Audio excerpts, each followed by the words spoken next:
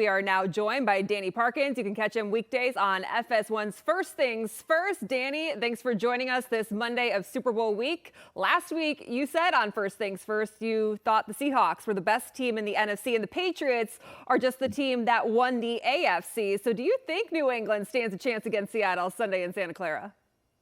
Yeah, thanks for watching. I think, listen, everyone has a chance. They're only a 4.5-point underdog. And so this isn't just some any given Sunday stuff. Like, of course, they can win. It's, single elimination football. Anything can happen. But I do think that New England is the team that made it to the Super Bowl. And they feel, honestly, like a year ahead of be as big of an insult. They're kind of on the same timeline as I view the Bears. They just happen to have the easiest schedule of any team that's made the playoffs since the 1999 Rams. And then they got to play a backup quarterback in the AFC Championship game. So I don't think if you play this season 100 times, the Patriots end up in the Super Bowl all that often.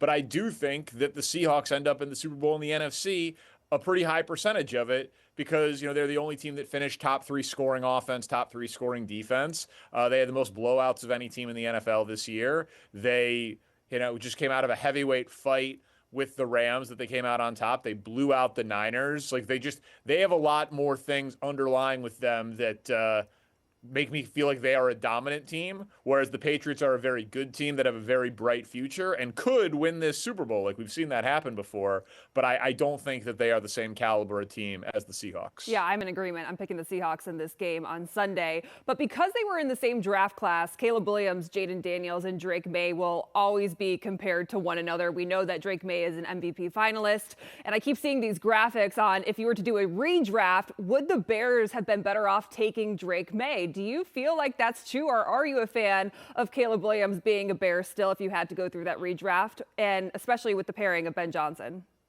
Yeah, I think this is not a cop-out. I will answer the question, but I do think this is the case where two things can be true. Like, if there was a redraft today, I do think that Drake Maye would go number 1 overall. Like, he has been more consistent and won more than Caleb Williams has. Like, he has had the better career than Caleb Williams has had so far. Period. Next paragraph. I am thrilled the Bears have Caleb Williams and still believe his ceiling as a talent to be as high as any player in football. Like, I think he is in the mold of Patrick Mahomes or Aaron Rodgers, where like his best is best. And now you could say, well, Drake Maye, his best this year is probably going to be a second place MVP finish. So that's pretty darn high for a ceiling. But I do think Caleb is more skilled than Drake Maye. I think Drake Maye is very skilled, but I do think Caleb is more skilled than him. So if Caleb reaches his 100% outcome and Drake Maye reaches his 100% outcome, I think Caleb has a little bit higher ceiling than Drake Maye as an individual talent. So given what you said with Ben Johnson and the offensive coaching that's now in place here, I'm perfectly fine and thrilled that Caleb's the Bears quarterback. Yeah, and I think everyone has to keep in mind, too, that it was just Caleb Williams in year 1 of Ben Johnson's system. And we saw him get more comfortable as the year went on. And that's only going to take jumps year after year. So Ryan Poles was on SiriusXM talking about Caleb Williams under Johnson and the steps he wants to see him take next season. He said he wants to see him more efficient with the operation and completions, which, of course, we can point to the completion percentage of Drake Maye being at, 72%, and Caleb Williams at 58%. He also wants him to be a more vocal leader, which I do feel like we saw him take steps in that, and Ben Johnson pointed out just how he grew as a professional. What steps do you want to see him take next year? Yeah, I think that's right on. Obviously, Ryan Poles can speak to the leadership part of it better than we can, given that we're not there in the meetings and in the locker room and all of that.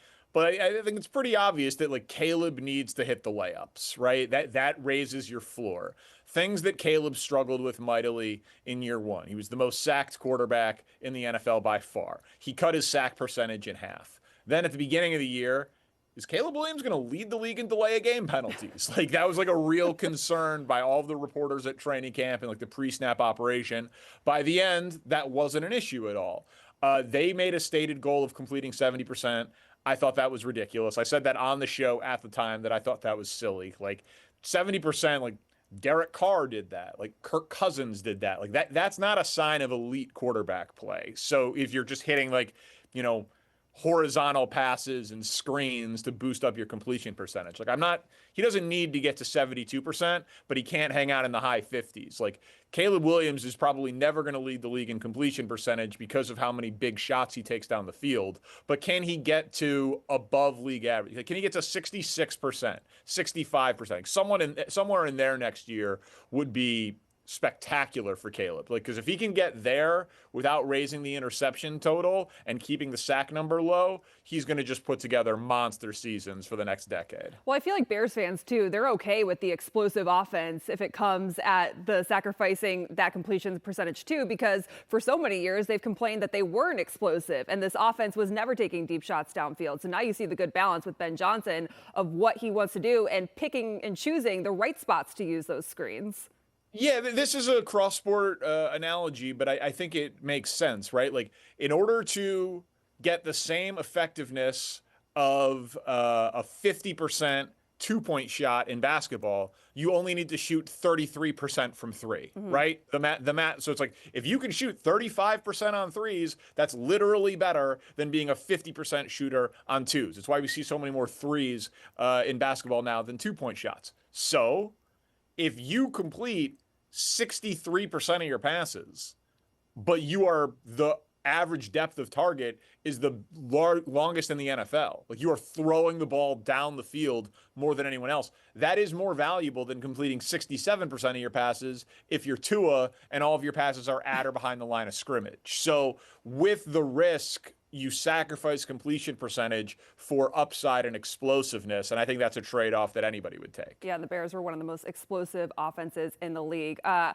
love the arc of Tom Brady becoming a vocal Bears fan throughout the season. We know he called a handful of Bears games, became a fan of Caleb Williams, always gave out an award for player of the game after every Fox game of the week. And then he was asked this week who he would award the best value player this season. He gave it to Nahshon Wright because of leading the league in takeaways. And I asked you last week about bringing Nahshon Wright back, and you called it an outlier of a season. Do you feel like the GOAT could even sway your opinion of Nahshon Wright being a Bear next year? Well, yeah, listen, I think that, far be it from me to disagree at all with Tom Brady. And I'd have to see the full, but like, best value of this past year, I think of all the NFL, NFL, like, for of what all the the Bears NFL, paid Nahshon Wright and the number of takeaways he generated, I think that is correct. The question is, do you think it's sustainable? Like, is he going to be a 5+ takeaway guy for the next 4 years, and you're going to have to pay him, mid 8 figures for his services when he's not an elite coverage guy? Like, my gut tells me that the takeaway number drops, if not plummets, and the coverage issues remain, and then you're paying for past performance and not what you're going to get in the future. So, there's a number where I would love Nahshon Wright to come back with the Bears. It's my guess is that he's going to exceed that on the open market this year. But that doesn't take away from how awesome he was this past year. Yeah, he deserves to make his money. Wonder if he has any, we know he has a relationship with Al Harris, if that makes him want to maybe take less to possibly stay in Chicago. There will be some cap casualties, though, on the Bears roster just because of their cap situation. Tremaine Edmonds could be one. He would free up $15 million. DeAndre Swift's another, would free up $7 million. Do you have a preference of one or over the other, just knowing that Tremaine Edmonds was playing at a very high level before he got hurt, and then the duo of DeAndre Swift and Kyle Monangai was kind of the motor of getting the entire offense going with that run game, ending third in the league? Yeah, listen, I think they're both very viable candidates for that. I think it is easier to replace DeAndre Swift, right? I think, Kyle Monangai was a 7th-round pick. So it wouldn't surprise me at all if the Bears used another draft pick at the running back position. So I think replacing Swift's production is easier said than done, but you have to just do an honest accounting of whether or not you think Edmonds can get back to form, because an elite coverage linebacker is obviously a very valuable thing in this past happy world of the NFL that we live in. But is he still an elite coverage linebacker? I don't know the answer to that. He didn't look like it. Like he looked a step slow, and the production wasn't there. And so, I could easily see both of those guys being ex-Bears, but that the Edmonds piece is a little bit more of a medical question, whereas the Swift piece is just pretty simply like, can you get that production for $1 million instead of $7 million, thus saving yourself $6 million? Like the Swift thing is a little bit more straightforward to me than the Edmonds question. Yeah, with Edmonds, I think when he was out, you saw guys like DeMarco Jackson, Noah Sewell step into his place, and you start to wonder, all right, maybe he is replaceable in production in that sense, because they came in and really filled that void seamlessly for the weeks they needed to. When you look at the 10 NFL head coaching vacancies that are now reportedly filled with Seattle's offensive coordinator Clint Kubiak expected to be the Raiders head coach, who do you think will have the biggest impact in year one next year? Of any of the 10 coaches? Yeah. Harbaugh seems like the obvious one because he's obviously the most proven, but 10 head coaching vacancies, Stefanski to Falcons, like there are some big names out there. No question. Yeah, I mean, listen, everybody in the world is going to pick the Giants to be a, worst to first type of team or a new team to make the playoffs. And to me, that is more of a Jackson Dart bet than a John Harbaugh bet. I liked what the Bills did. I thought it was time for fresh blood in Buffalo. And even though Joe Brady had been there, bringing in Jim Leonard, who, Big Ten fans know for what he did at Wisconsin and how I think he was a huge piece of what Denver's done, making them a top 3 defense this year. Like if you get Josh Allen, if you make Josh Allen happy and you get that defense to be performing like a top 15, top 10 unit, which Jim Leonard I think will be able to do, I think that was a really good hire for Buffalo. Stefanski, he's going to do this wild thing. My guess is he's going to give Bijan Robinson and Drake London the ball, which always didn't happen in Atlanta. They drafted those guys and then didn't give them the ball. So I like that hire. And, Kubiak with the Raiders, that's the most boomer bust thing you can do. You're going to have a rookie number 1 overall pick quarterback and a rookie head coach in their 30s. Like both could bust or both could boom. If they both boom, the Raiders will be in the Super Bowl in 3 years. If either one of them busts, they'll be the same old Raiders. So that's probably the most interesting of all 10 of the hires. All right, I want to switch to the NBA because the trade deadline is coming up on Thursday. Will this be the year AK blows it up with the Bulls with 7 players on expiring contracts, or does he stand pat yet again? Yeah, listen, I think I was glad to see that they were open for business in the 3-player deal, with the Kings to get a couple of extra second-round picks. Listen, I've been talking about trading Vooch for years now. So, that was a contract and a half ago at this point. So I hope they are open for business in the direction of being a seller, just given how incredibly deep this draft class is. Like there's just no honor in hosting the play-in game yet again when this draft is in so top heavy to me. So I'm rooting for them to be sellers. The fantasy that Bulls fans continue to talk them into online about Giannis is just laughable. Like that will not happen. I don't care that Despite he owns real estate in Chicago. Like, yeah. It's just no chance.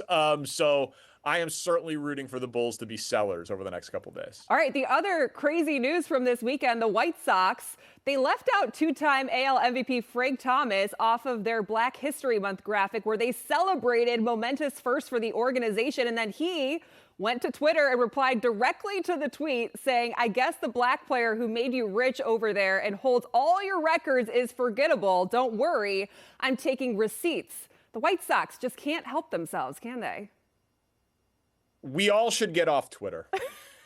I feel terrible for the person that made that graphic because he's mentioned like in print right next to Dick Allen as an MVP winner, but they could have highlighted something that he was the first at in terms of a statistical accomplishment or anything like that. Like, I don't think there was any malice behind the graphic designer or the social media person who's making 65 grand a year, if that, who came up with that.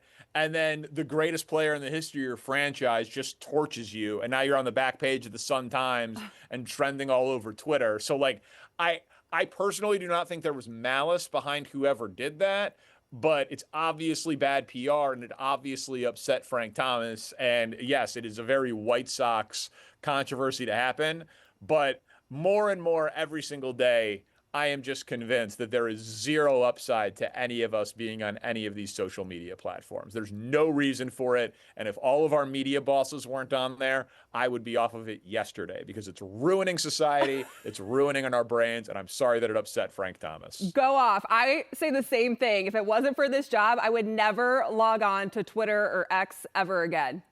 I want to believe that, but my brain is so rotted at this point, and these people have made these apps so addictive that I probably would. I've wanted to check Twitter 3 times during this interview. Right. I'm jonesing for Read a the fix of bad replies. dopamine.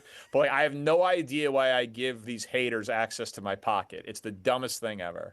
We'll keep doing it. Danny Parkins, thanks for coming on the show. We appreciate your time. Thanks, Cassie.